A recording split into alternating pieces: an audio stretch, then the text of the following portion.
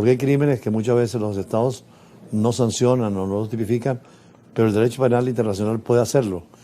Claro, los tribunales internacionales han cumplido sus funciones y se han ido creando en la medida en que se van presentando las situaciones, y por eso hay tribunales, además de la Corte Penal Internacional, están los tribunales ad hoc que se crean concretamente para investigar y si hay que sancionar lo que haya, que la decisión que se tome, se crea ese tribunal.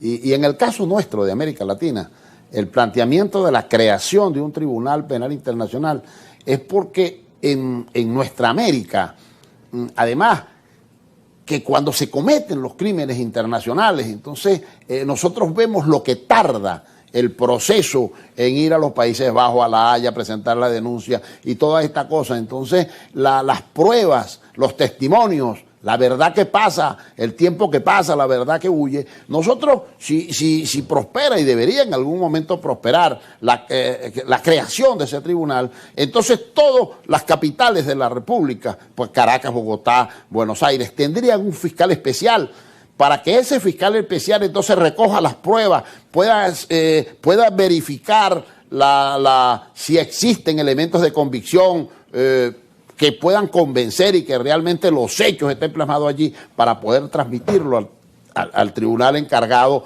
de verificar todo ello y no lo que sucede hoy.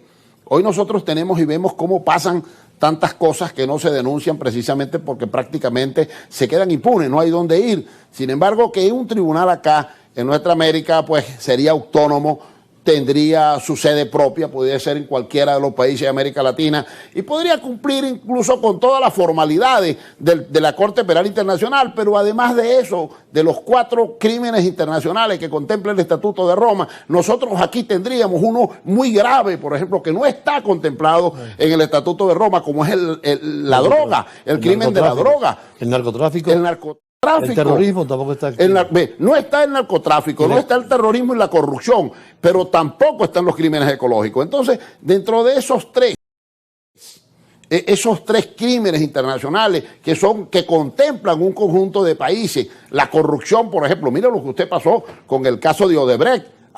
En el caso de Odebrecht hay 14 países involucrados, eso es una red internacional de corrupción. Además, creo que usted decía que en África hay una experiencia del continente africano con un tribunal penal en esa dirección regional. Ellos han impulsado, porque ¿qué sucede allí? Que como ellos han sido muy afectados con los temas de la Corte Penal Internacional, cuando revisamos las estadísticas de la Corte Penal Internacional y de su Estatuto de Roma, encontramos que la mayoría de los juicios que existen allí son juicios precisamente de los presidentes y de ciudadanos de África. Entonces, ellos evidentemente han dicho, así como lo estamos pensando nosotros, es necesario entonces crear nuestra propia corte para que nuestra corte juzgue pues a estos transgresores de las leyes. Ahora, ¿no sería necesario también en ese caso formar jueces, no solamente para lo nacional, sino lo internacional? Porque hay que ver la responsabilidad inmensa de los jueces, por ejemplo, los de la Corte Penal Internacional o la Corte Internacional de Justicia, el decidir sobre cuestiones fundamentales de un Estado.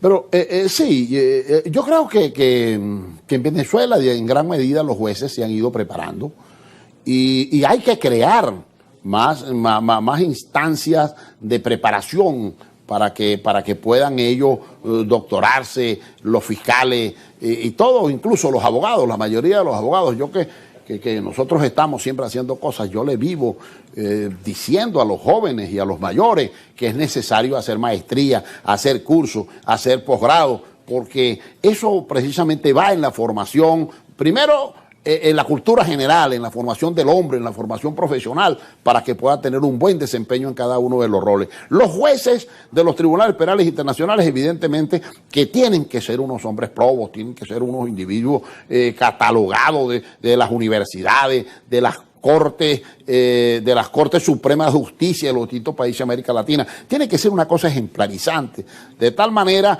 que cuando se tomen decisiones, que cuando se hagan investigaciones, puedan tener la credibilidad que esto requiere. Un fiscal, por ejemplo, de una Corte Penal Internacional de esta naturaleza, no puede ser, a mí me da mucha tristeza lo que está pasando, por ejemplo, con el fiscal Karim Khan, un hombre de esa estatura, sí deja mucho que decir. Entonces, allí hay que ver la calidad humana del individuo, su comportamiento, su forma moral, su actuación, su vida toda, tiene que ser perfectamente analizada. Por cierto, terminando, no quiero dejar en el aire una pregunta importante. México es uno de los pocos países que está eligiendo jueces por elección popular. Es decir, los partidos políticos postulan jueces, pero hay mucha gente que critica eso de dejar el nombramiento de jueces a un veredicto popular por esa responsabilidad tan grande que tiene un juez. Eso hay que verlo con mucho cuidado. Yo soy de los que cree que eso que sea el pueblo quien lo haga, que lo hagan los partidos políticos, eso puede ser un clientelismo, eso puede ser una desvirtuación, eso puede ser de repente algo que atenta contra el estamento jurídico y que atenta contra la vida de la gente, porque entonces estamos eligiendo allí a un conjunto de hombres y mujeres que no son probos, que no están formados, que no tienen la capacidad jurídica ni la capacidad profesional, y además hay que ver también quiénes son, porque entonces cuando meten una lista, vamos a elegir, entonces bueno, eligen a cualquiera, ¿y qué es eso? Eso no es así, eso no es una rifa donde la gente es un biombo, no. Ahí hay que buscar los mejores. Aquí hay que acabar con el populismo. Aquí hay que acabar con esa manera pedestre de hacer las cosas. Aquí hay que ir a la meritocracia. Aquí hay que respetar a los individuos que se han formado. Claro. Aquí no puede ser que cualquier individuo entonces se para y dice cosas, ¿no? ¿Qué es eso? La gente que estudien. Pareciera que... Hay países donde los diputados tienen que ser universitarios con formación, porque si están haciendo leyes, tienen que saber más que mucha gente. Y en el caso de los jueces hay que ver lo que es dejar que los jueces lo elija el pueblo, la deformación que puede haber. Por eso en América Latina sigue vigente el que sean escogidos por mayorías parlamentarias o por personalidades de alto moral. Sí, yo sí creo que hay que buscar mecanismos que permitan. A lo mejor puede haber una victura, a lo mejor puede haber algo. Sí, pero hay que hacerlo. Pero lo que no puede ser es que eso se haga de una forma así. Yo, por ejemplo, critico lo que se está haciendo en México. Claro. Yo se lo dije en estos días a un rector de una universidad con quien tuve unas conversaciones precisamente sobre el tema del Tribunal Penal Internacional, porque tiene muchos intereses. Creo que debo ir a México en algún momento a conversar con ellos, y les decía que me pareció una aberración lo que estaban haciendo allí.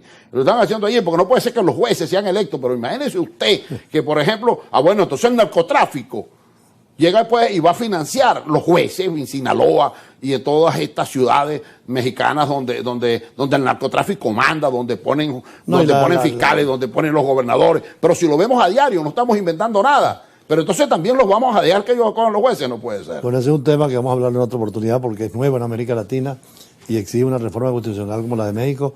Pero además hay que ir hacia la democracia que llamaban los franceses la democracia cognitiva. Más allá de la participativa y la representativa, tienen que ser los mejores. La aristocracia del cerebro, del pensamiento, de la formación, es importante en la conducción de un pueblo. El mérito de los hombres y las mujeres. Bueno, gracias, Mario. Eso hay que reconocerlo. Gracias, Mario Valdés, analista internacional. Seguimos ahora, pero con un tema también que tiene que ver con el derecho, como es la inteligencia artificial, que estamos ya viviendo en ese mundo que va a transformar totalmente a la sociedad y que necesita jueces, abogados y derecho internacional. Ya